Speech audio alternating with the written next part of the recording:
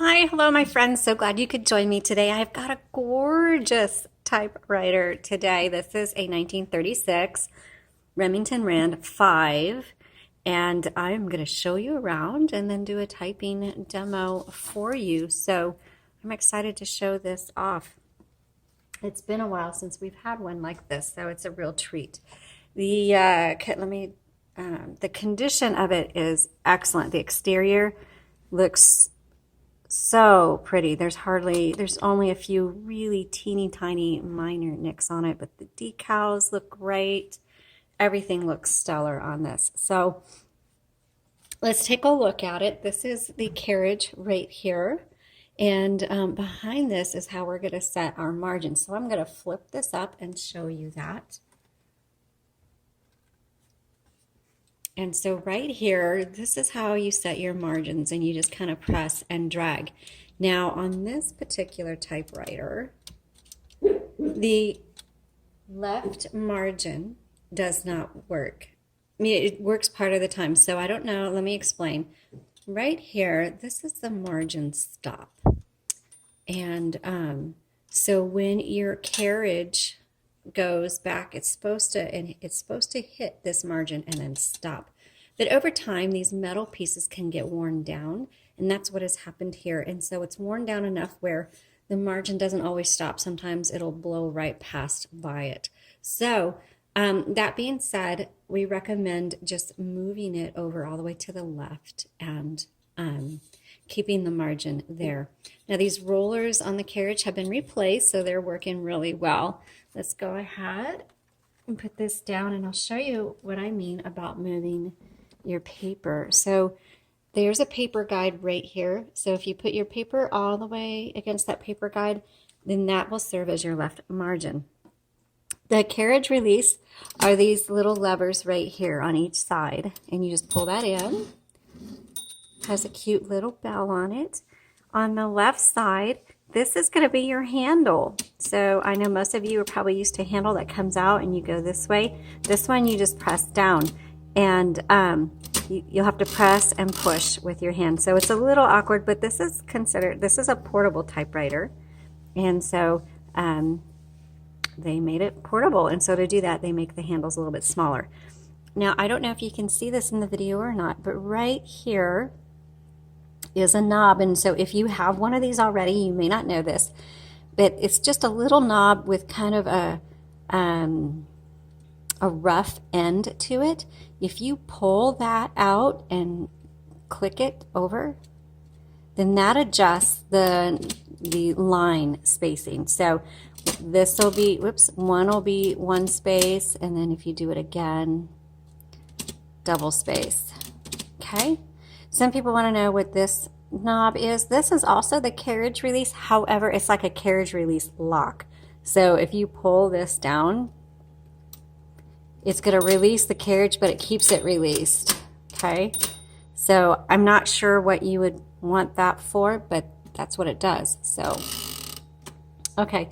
And then if I'm going to push this up right here, there's a little metal button in the end of the handle right here. If you press that, that releases the roller, and that's good for, let's say you have lined paper, or you need to do, it's not lining up just right, because you turn this and it clicks every half a line, but it's not lining up just right. So you press that metal button in, move your roller, and it makes it free, and so then you can adjust as you need. Here is your spools. Now this is a 1-inch spool, so a universal standard ribbon will not fit this typewriter. And there might be people that have spools like this, but I don't know. But these are the original metal spools, and so if you want, you can take these out, send them to us, and we'll roll fresh ribbon on it for you whenever you need it and send it back. There's an option on our website for that.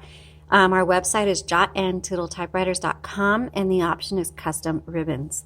Also, to take it out, just push these levers back and pull it out, and then that's all you need to do. So right here, this is your margin release, your backspace, and your color selector is right here. The middle is kind of nothing. It won't do much. So make sure it's either on black or red. Self-starter. The Remingtons are known to, their carriages can kind of sometimes have a little hiccup or they get stuck or something like that. And the self-starter just kind of jolts the carriage going again. And Remingtons are the only ones that I'm aware of, I could be wrong, that have that self-starter button. Okay, let's go ahead and load a piece of paper and we'll do some typing on it. So I'm going to load that right there. And you just set it in there. You don't need to shove it down. You just set it in there and then roll it through. I like to make sure. So mine's really crooked. So this is your paper release. And just pull that forward. Line it up. And then I want to make sure. Yep, right against there. Okay.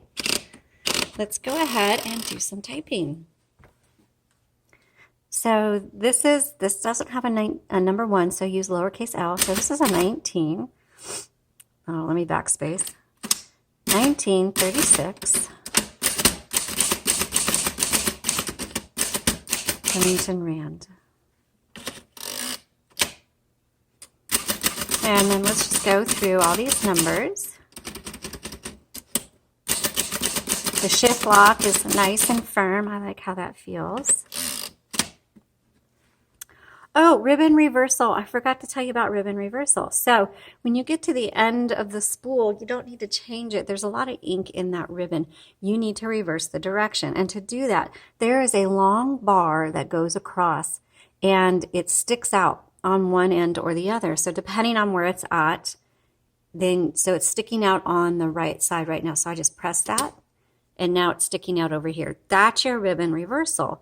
The other thing that it does is the Remingtons a lot of times will get slack in the ribbon, so you can just turn it and pull in the slack.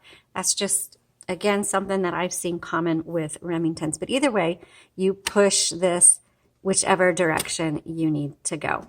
All right, we'll keep typing now. The keys feel really good. They have a nice bounce back. I always like to see that. The shift lock is holding firm.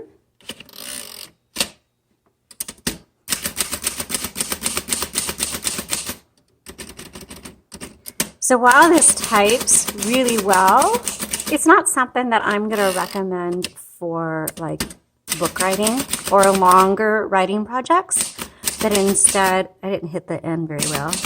Here we go. Casual writing, you know, short stories, poetry, journaling, something like that. Let's do some sentences.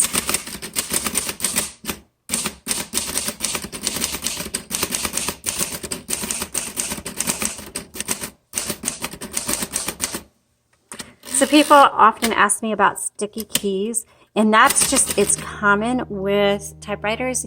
You want to keep a cover because dust and, you know, just the grime that's in the area gets in there and it makes your keys sticky. So there's really an easy solution for that. And I have a video under typewriter tips. It says how to loosen sticky keys. And so that's something that you want to check it out. And basically you just get mineral spirits and a Q-tip, and you're going to want to probably clean. We show you how to clean the keys on a regular basis.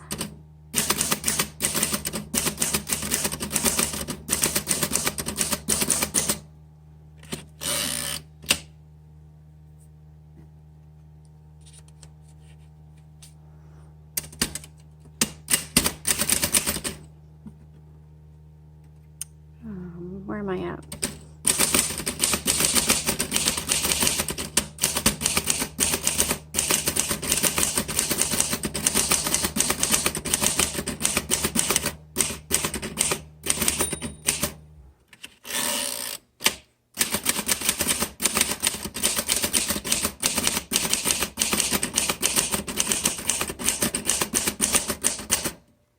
Okay, let's go ahead and, I realized I didn't try the red ribbon, so let's do the red.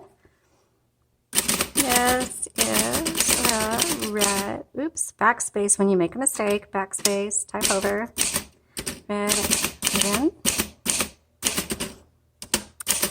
A beautiful. Boy, I'm not spelling well.